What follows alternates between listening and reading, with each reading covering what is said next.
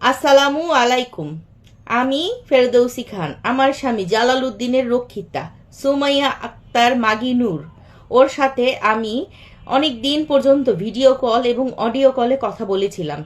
ও আমাকে একদিন একটা ভিডিও রেকর্ডিং করে পাঠিয়েছিল। ওখানে ও ভয়েসও দিয়েছে, দিয়ে বলেছে তিনজন মহিলা বসে গল্প করছিল গ্যারেজের মধ্যে বসে। তখন আমাকে বলতেছে এইখানে আমার মা, খালা এবং মাওই। কিন্তু এটা মিথ্যা কথা ছিল, যেহেতু আমি বলেছিলাম আমি মাহিনুরের বাসায় বাবার বাড়িতে আমি গিয়েছিলাম।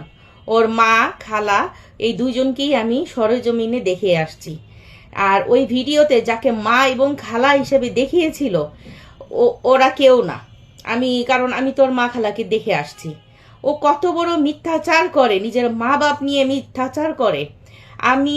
ও থাকে হচ্ছে মিরপুর 60 ফিট পীরের বাগ ছাপড়া মসজিদের পিছনে ওর বাবা মা থাকে।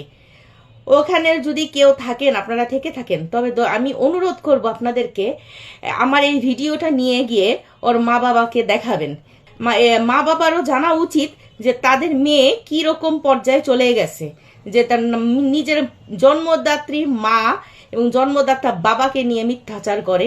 এরকম মহিলার এরকম আসলে ওর বাবা মারও জানা উচিত বলে আমি মনে করি। আমি আমার বক্তব্য শেষ করে আমি ওই ভিডিওটা লাস্টের দিকে আমি অ্যাড করে দিব। আর আমি কি বলবো, আসলে আমার কিছু বলার ভাষা নাই। আসলে আমি ভিডিওটা আপলোড করতাম না, কিন্তু ওই এলাকাবাসীরও জানা উচিত যে এরকম একটা মেয়ে যারে তারে মা বাবা বানায়, মনে করেন যে যার তার কাছে পাঠায় দেয়।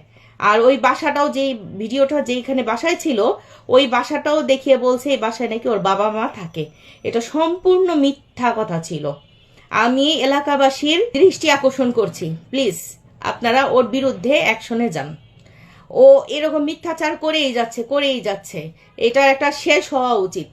আর ওর আর কিছু বলার ভাষা নেই। আমার ফেসবুক আইডিতে সমস্ত কিছু দেওয়া আছে, অনুগ্রহ করে চেক করবেন প্লিজ। ধন্যবাদ। এই দেখেন আমার মা ওই খালা বসে আছে, হ্যাঁ, ওই দেখেন মেয়ে কথা বলতেছে। ওই দেখেন আমাদের বাসা ড্রেস, এটা আমার মার বাসা।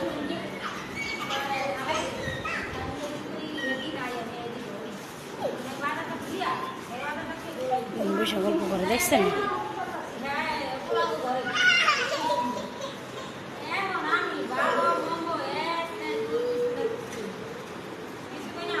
এটা আমার মার বাসা।